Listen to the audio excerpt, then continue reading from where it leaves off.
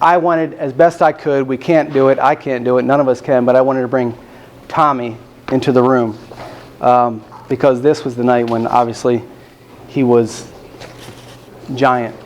So what I'd like to do right now is I'd like to read some of the book, and the chapter called, it's actually chapter 5, and the title is called Tommy.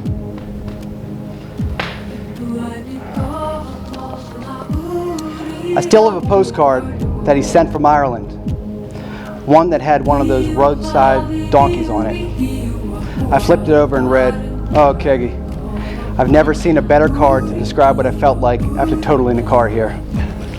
A jackass." That was Tommy. He had shattered his kneecap and cracked some ribs after a dumb roadside maneuver on one of those narrow Western Coast roads. "I'll survive," he continued on, as every Irish person says in brogue. "Ah, Keggy, these things happen." When Tommy danced at weddings or swung a golf club, his inelegance left some wondering if he had a skeletal disease. He blew up one of my dad's old station wagons in New Hampshire and knocked on our door the following night, holding the Maryland license plate. "Hey, here's your car." He said that straight-faced. Line up 500 priests in a row and he'd be voted funniest. Because of that humor, an attractive woman in a Galway pub tried to pick him up while I watched. And for the first time in my life, I saw awkwardness dilute his bright blue eyes, then watch discomfort travel to all parts of his slender frame. He had more friends than anybody I know. Perhaps as many as 200 times a year, he was invited to someone's home for dinner. Often, always without asking, he'd stroll into the kitchen as if it was his own and sample the meal that was still being cooked. Later, around the table, he dispensed Christ-centered guidance with the powered magnetism and elegance of Lombardi in a stadium's underbelly. He told stories that brought tears of laughter, nostalgia, or even shame, depending on how the mood moved that evening. He'd pass the potatoes while laying a haymaker to a flat-footed, red-faced teen, asking questions in the open that others wouldn't dare in private. "Oh, so please, tell me you and Mary Beth aren't fooling around behind your parents' back." And as dinnerware was being cleared, he'd cuddle the baby, and he'd sing an Irish lullaby in a soft, lousy brogue. The mind-boggling and marvelous aspect of his wide popularity was that he walked the world without a verbal straitjacket. Where other men easily ostracized themselves with a direct approach, Tommy could look a man in the eye and tell him he was on a path that could take him to hell. After some time of anger and reflection, that same man would end up in Tommy's golf foursome. He had been taught the splendor of truth by wise spiritual guides at Christ the King Seminary in upstate New York, and he understood that it would have been a crying milquetoast shame to bottle up that truth. And instead of lying in the weeds with the shifting sands of the culture, Tommy held nothing back. He knew a wholesale submission to the divine will of Christ was the only way. Christ came into the world to bear witness to the truth, and Tommy felt compelled to at least try to do the same. "Yeah, Keggy, harder than hell sometimes," he'd say to me in his way, "but you gotta do it his way, buddy. You gotta do it his way." Hanging on walls throughout a multitude of homes in the DC area today is his favorite refrain stenciled within picture frames. "People, if I could just get you to live every day with God and for God, then you will know happiness. Then you'll be ready for whatever happens." He would have taken a sabbatical if we were allowed to crisscross the country and puff out that message as a skywriter. He was echoing the first century words of James. "So submit yourselves to God. Resist the devil and he will flee from you. Draw near to God and he will draw near to you." Because he knew our moral condition remained grave without Christ's message lighting our way, he blasted himself into the world to remind us of God's measureless mercy and his promises of graces.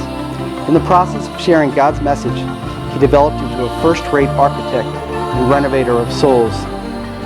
He once picked up a banjo-strapped hitchhiker on Highway 71 in rural Ohio.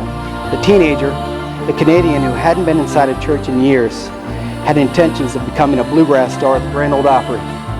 So Tommy steered his car toward Kentucky, and the pair spent the next few hours discussing matters of faith. Well, today that man is a philosopher with a master's degree in theology. He's a deacon and philosophy and religion instructor and current president of the Canadian Fellowship of Catholic Scholars. Quote, "I became very aware of that man's joy," the hitchhiker said years later. The joy I saw in Father Wells's eyes was a living proof that what he was saying to me in that car was truth. I wanted what that man had. Because archdiocesan leaders understood they had a joyous, modern-day, pavement-beating fisher of men in their midst, they kept shipping Tommy to dying parishes.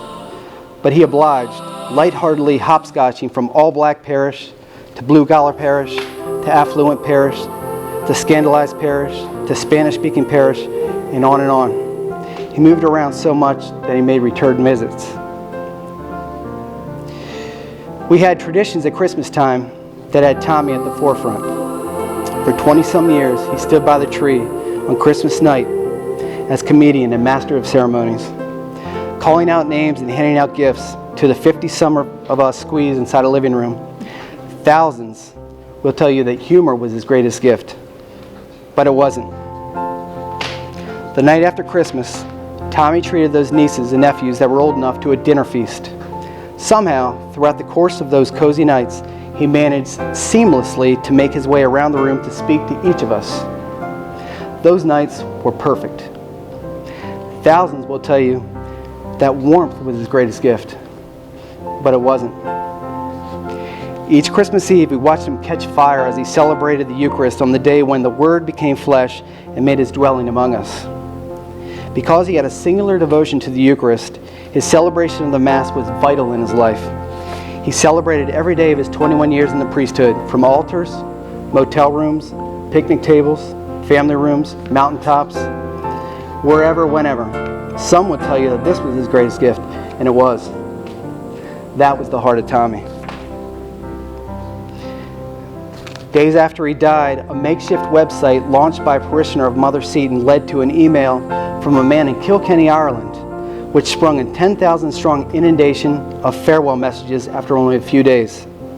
The myriad expressions of grief took on the form of love letters, tributes, poems, and searing memories that did all but bring tears running down the computer screen.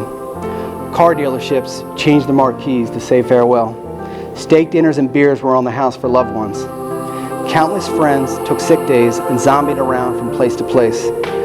Newspapers and television broadcasts, which led daily with the latest news on the murder and the investigation, kept people fully engaged. And waves of children who loved Tommy in a manner that is so hard to describe hugged their mommies and cried on live television. Boy, did he love children. He'd enter classrooms and sing the Foundation's "Build Me Up, Buttercup" to loosen things up. Then he'd yank one of his old standbys from his back pocket, an old McDonald's jingles that he took liberty with. McDonald's is your kind of place, hamburgers in your face, French fries up your nose, dill pickles between your toes. McDonald's is your kind of place. Ba-dum-bum. At one Sunday Mass, a small boy summoned the courage to bring up the collection in a wicker basket. And Tommy stooped down and looked the boy solemnly in the eye. "Did you take any of it?" When I was a little kid, he'd visit my school to open up our eyes to God's special love for us. He'd always follow his talks with an animated Q&A session. And if I was quiet that day, he'd announce gravely to the class, "Oh, I'm terribly sorry, students, but my nephew Keggy has come down with a severe case of laryngitis." Then in a flash, he turned to my teacher, Sister Edward, and whispered the words, "Oh, sister, God has richly blessed you with this ailment." Once, he caught me sucking at my clip-on schoolboy tie, and he said, "Oh, Keggy, please, lunch isn't for another hour." And the splendid explosion of children's laughter filled the St. Pius X classroom. That was Tommy. Fire codes were broken at his funeral. Roads were shut down and traffic redirected as thousands poured in to say goodbye at Sacred Heart Church in Bowie, Maryland, where he started his ministry in the 1970s. A 6-year-old girl wore her ivory white First Communion dress for the first time that day. Later that night, As her mother tucked her into bed, that little girl looked into her mother's eyes and she said, "Mommy, I wish I could live closer to Monsignor Wells's gravesite so that every morning when I wake up, I can go and pray there." 250 solemn-faced priests and deacons choked the vestibule prior to the funeral as mourners were stacked 6 deep against the back and the side walls of the church. Now, hidden among these hordes were 7 young men well into the formation process that would lead them to the priesthood. Around these parts, they call these men the Wells guys, because Tommy, he was the spiritual catalyst who helped shepherd each to his vocation. "I owe him my life," said fresh-faced seminarian Greg Schaefer that day, and more vocations would come. Tommy's greatest friend, Father James Stack, Tommy called him Stack Man, opened his homily with these words: "My friend Thomas Wells, mentor, advisor, golf buddy, traveling companion, he's gone home to God, so I rejoice." But his chin went soft, and his words were betrayed. Many mourners fell apart. I have been chosen as lector for the first reading, a mournful passage from the book of Lamentations. But even as I mouthed the old words of Jeremiah, "The favors of the Lord are not exhausted," only one record spun in my head. Krista had lost her newfound shepherd. I first told Tommy about Krista in a small pub along the banks of the Shannon River. We were in one of Ireland's tiniest riverside villages, Gary Kennedy. It was one of those nights when I wished I could crush every clock in the house to lasso time. Tommy had rented a giant farmhouse in the small country town of Portroe in County Tipperary, and he dispatched an invitation for family to visit him in the heart of Ireland. So 15 of us gathered at the old house, which was hedged in by the Shannon and endless wavy acres of grassy farmland. Days filled with leisurely travel and promenades into the meadows were followed by evenings charged with storytelling, the kind that awakened the cows and would have made Yates happy. For a 3-day span at the end of the rental period, Tommy and I had the farmhouse to ourselves, and things got even better. A one-lane road led from the farmhouse to the charming village of Gary Kennedy, which offered up 2 riverbank pubs like jackpot-winning lottery tickets. These were authentic Irish pubs, places where a visiting musician's lame go at Danny Boy would have gotten thrown into the Shannon with a full keg tied to his neck. These candlelit places had magic within their walls, where part of the musical entertainment was a white-haired widow easing from a mahogany bench to resurrect an emigration song in the old language. This was the authentic crack, as Tommy would often say, in which timeless traditions unfolded with an intermingling of mysticism and sacredness. Since it was a comfortable evening this night, Tommy and I decided to walk down to Gary Kennedy. We passed a smattering of farmhouses that were far off the road, wide fields choked with ruby red corn poppies, thick hedgerows, and meandering stone penny fences that knifed through open boglands and sun-drenched pastures. The summery hum of insects and the grunts and groans of heifers and sheep followed us, along with the soft river breeze, as we laughed and laughed and laughed about a night in Ireland a few years earlier when the honey-sweet mead was poured far too liberally at Bunratty Castle.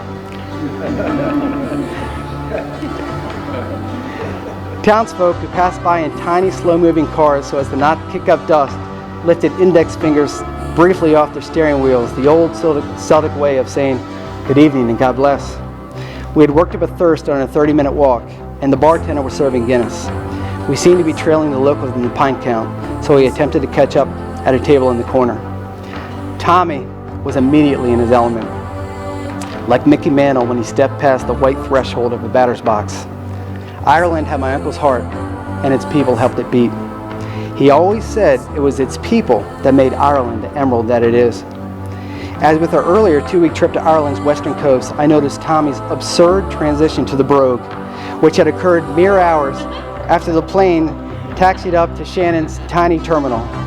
"Ah, hello there, sir. For sure you can join us for the pint of the Guinness." "Oh my God, honest, be a shame if you didn't." "Tommy, you're doing it again." "Oh, my good keggy, give the good father a good break, won't you?" "Hey, Tommy, I think I found a good one," I said to him. "Tell me, Tell me, Kay. Well, Tommy, her name's Krista, and she's Italian, and she's Irish, and she's absolutely beautiful. She loves riding horses more than anything in the world. She's quiet, and she doesn't remind me of any of the others. Keggy is probably a good thing.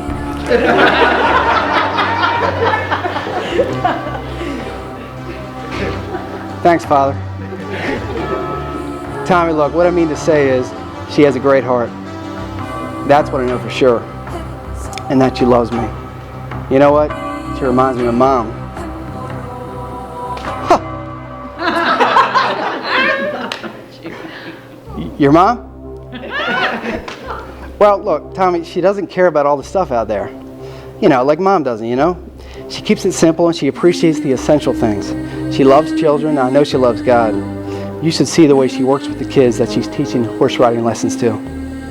Well, Keggy, she sounds like the right one. Do you love her? Yeah, I love her.